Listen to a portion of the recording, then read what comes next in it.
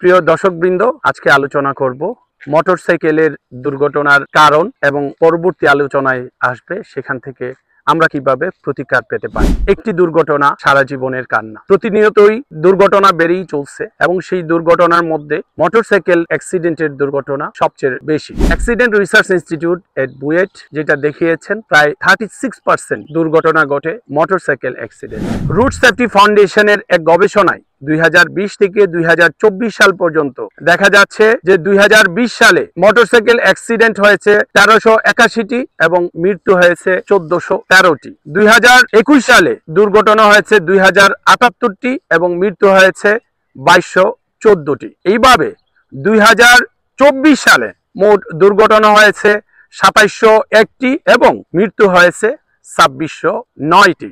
এই দুর্ঘটনাগুলোর বিশ্লেষণে দেখা যায় যে মোটরসাইকেল মুখোমুখি সংঘর্ষে নিয়ন্ত্রণ হারিয়ে অ্যাক্সিডেন্ট হয়েছে 35.5%, ভারী যানবাহনের ধাক্কায় বা চাপায় পড়ে দুর্ঘটনা হয়েছে 40% এবং অন্যান্য কারণে হয়েছে 1.5%। এর মধ্যে দায়ী কারা এই নিয়ে বিশ্লেষণে রুট সেফটি ফাউন্ডেশন দেখিয়েছেন যে truck, covered van, pickup, lorry এর মাধ্যমে দুর্ঘটনা হয়েছে 41%।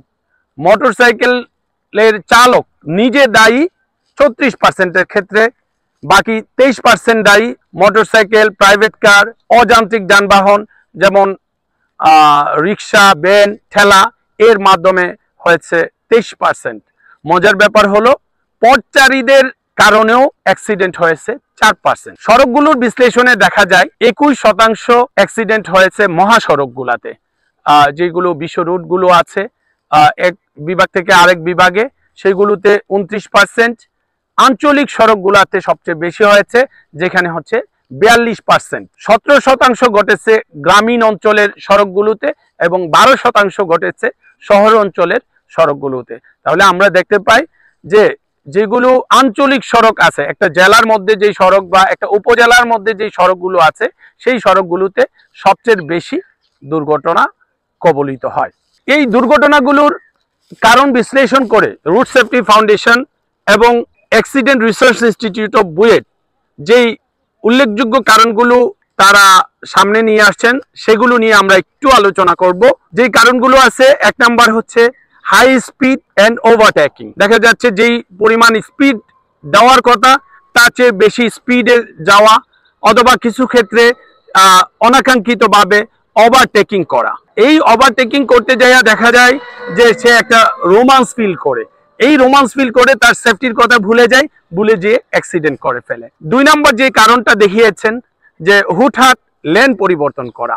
দেখা যাচ্ছে কোনো ইন্ডিকেটর না দিয়ে, কোনো লাইট না দিয়ে বাম পাশের রোড থেকে হুট করে ডান পাশের লেনে চলে আসতেছে।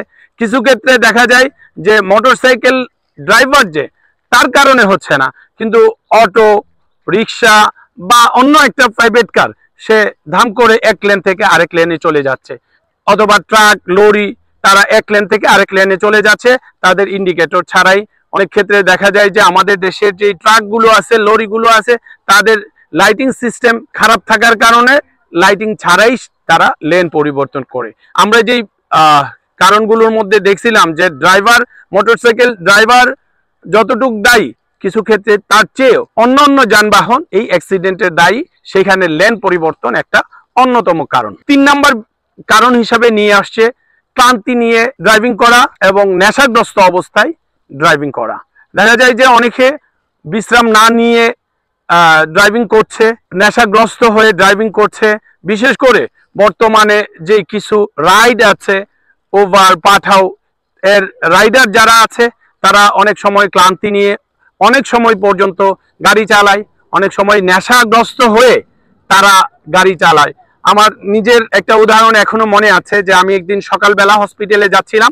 হসপিটালে যাওয়ার সময় একটা রাইডারের গাড়িতে উঠলাম, সামনে কোনো জ্যাম নাই, কোনো ট্রাফিক সিগন্যাল নাই, হুট করে সে পড়ে যাচ্ছে, যে আরেকটা গাড়িতে লাগিয়ে দিচ্ছিল, কোনো রকমে আল্লাহ বাঁচিয়েছে। পরে তাকে যখন একটু ভালো করে ধরলাম, বলল যে স্যার আমি রাতের বেলা ঘুমাইতে পারি নাই। এই জন্য এই 3 নাম্বার কারণ হিসাবে চলে আসছে যে নেশাগ্রস্ত অবস্থায় ড্রাইভিং এবং ক্লান্তি নিয়ে ড্রাইভিং করা। 4 নাম্বার কারণ হিসাবে চলে আসছে হচ্ছে ট্রাফিক আইন না জানা এবং ট্রাফিক আইন অনেক ক্ষেত্রে জানার পরেও না মানা। দেখা যায় অনেক ড্রাইভার আছে, বিশেষ করে যারা অযান্ত্রিক যানবাহন চালায়, রিক্সা, ভ্যান, ঠেলা, তাদের অধিকাংশই ট্রাফিক আইন জানে না। তারপরে যারা অটো চালায়, আজকাল যে অটোগুলো আছে সেই অটোগুলোর ক্ষেত্রে অনেকেই এই ট্রাফিক আইন জানে না। মোটরসাইকেল ড্রাইভারদের ক্ষেত্রেও অনেকে ট্রাফিক আইন ভালো করে জানে না। এই না জানার কারণে একটা অ্যাক্সিডেন্ট হয়, সেই অ্যাক্সিডেন্টে মোটরসাইকেল আরোহী পতিত হয়।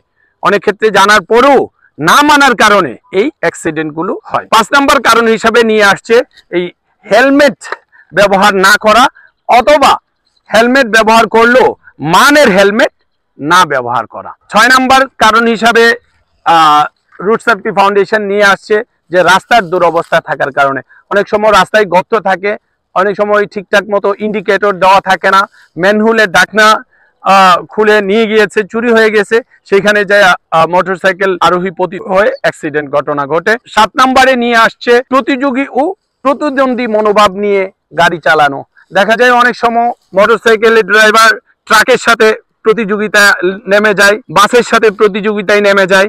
স্পেশালি আরেকটা মোটরসাইকেল যদি তার সামনে থাকে, সে চিন্তা করে এটাকে কিভাবে পাশ কাটিয়ে ওভারটেকিং করে চলে যাওয়া যায়। এই যে একটা প্রতিযোগিতা এবং প্রতিদ্বন্দ্বিতার মনোভাব থাকে, সেই মনোভাবে তার সেফটিনেস সে টোটালি ভুলে যায়, ভুলে যে অ্যাক্সিডেন্ট করে। অনেক ক্ষেত্রে দেখা যায় যে যানবাহন তার নিয়মিত মান নিয়ন্ত্রণকারী সার্ভিস সেন্টার থেকে সার্ভিসিং না করানো, অথবা যান্ত্রিক ত্রুটি থাকে, এই ত্রুটিযুক্ত যানবাহন নিয়ে রাস্তায় বের হয়ে যায়, এই কারণেও সেখানে সমস্যায় পতিত হয়। 8 নম্বর কারণ হিসাবে দেখা যায় যে লাইসেন্স থাকে না, অনেক গাড়ির লাইসেন্স থাকে না, অথবা ড্রাইভারের লাইসেন্স থাকে না। দেখা যায় সামনে ট্রাফিক পুলিশ আছে, সে ভয়ে ডানে বামে হুটহাট করে চালিয়ে নিয়ে যাচ্ছে, সেখানেও অ্যাক্সিডেন্ট হয়। এই যে কারণগুলো রুট সেফটি ফাউন্ডেশন এবং অ্যাক্সিডেন্ট রিসার্চ ইনস্টিটিউট থেকে পেয়েছি, সেই কারণগুলো আমরা যদি মাথায় রাখি, তাহলে আমাদের আশা করি যারা বাইকার আছেন তাদের অ্যাক্সিডেন্ট অনেকটা কমে যাবে। আমরা পরবর্তী পর্বে আমরা আলোচনা করব যে এই অ্যাক্সিডেন্ট থেকে কিভাবে বাইকার মুক্ত থাকতে পারবে, অথবা একটা ফ্যামিলিকে সে কিভাবে নিরাপদ রাখতে পারবে, এই নিয়ে আমরা আগামী পর্বে আপনাদের সাথে আলোচনা করব। ধন্যবাদ সবাইকে।